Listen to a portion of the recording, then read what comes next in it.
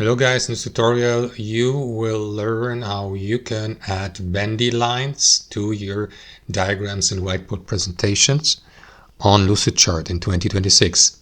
So let us guide you through it. So as you can see guys, I'm on an example whiteboard here, or blackboard, and I created a bendy line like this. Let me show you how you can do that as well for your own whiteboard presentation. So here on the left panel, guys, you will see the line tool at the left-hand side. If you hover your mouse over it, you will see these various line styles like a straight line, elbow line, bendy, and cyclical. Click into it and select the one you would like to go with. Elbow lines are these with these corners here, straight lines. That should be pretty obvious what they represent.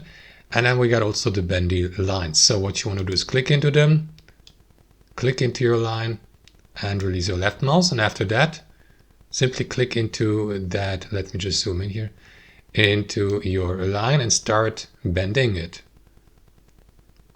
just like that. And as you can see, your line can be divided into more of these sections, and each of these sections can be bent as well with the angle here, for example, by using these handles.